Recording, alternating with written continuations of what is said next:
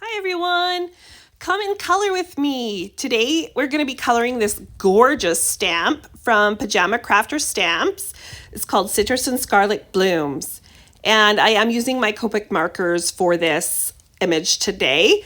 I will have the Copics all listed at the bottom corner there for you in case you're curious as to which particular colors I am using.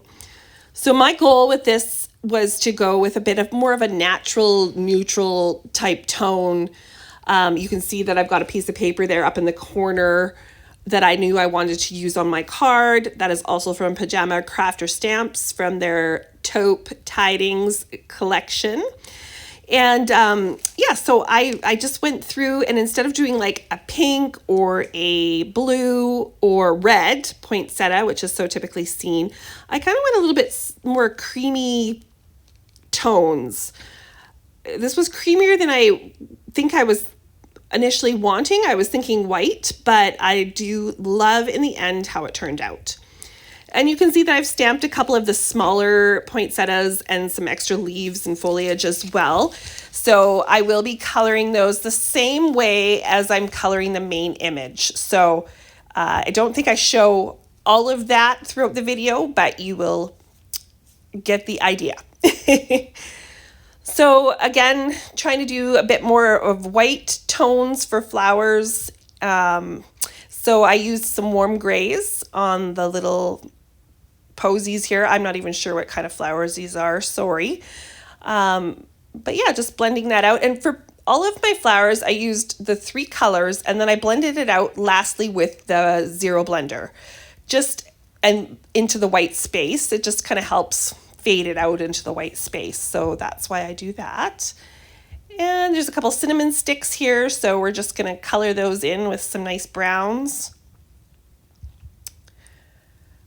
How about you guys? Is anybody doing their Christmas cards yet? Getting excited? Or are you still thinking fall and Halloween and just not ready to embrace the holiday coming?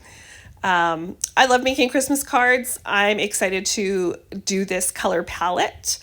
I'm enjoying doing some different color palettes right now as opposed to just the traditional reds and greens, even though I do love reds and greens as well. Okay, so we are moving on to the leaves now.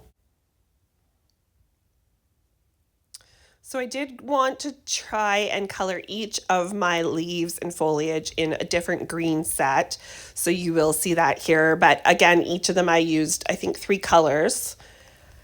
So yeah, you just see me starting with the darkest color, adding in the medium tone, and then going back through with the lightest. And then sometimes I will go back in a second time with the medium tone. And here we are going on to the next leaf with the next set of greens.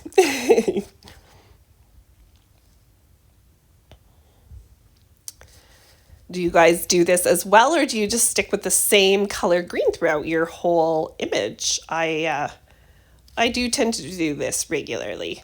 I like to mix it up, I guess, and keep it interesting, or I don't know. It probably complicates things. It would probably be easier if I just stuck with the same color, but I do like the way that it adds differences to the overall look.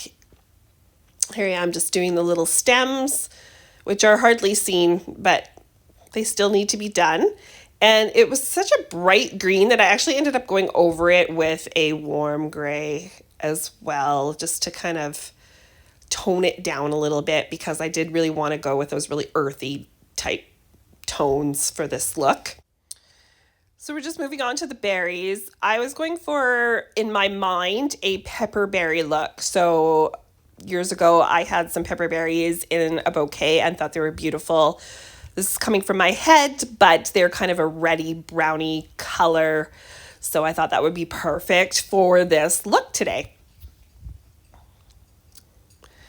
And then we're going to move on to the little orange slices. I guess they could be limes, they could be lemons, whatever you like, but I went with orange. And I did choose a brownier, more subtle orange combo as opposed to a bright orange for this as well.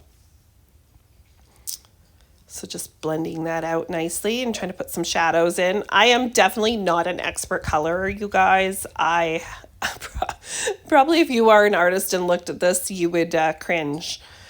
And I did do the center of my flowers. They're in just kind of a yellowy green color, as you know, that's sort of realistic to a poinsettia. But as you can see in the finished card, I ended up covering that up with some gold paint.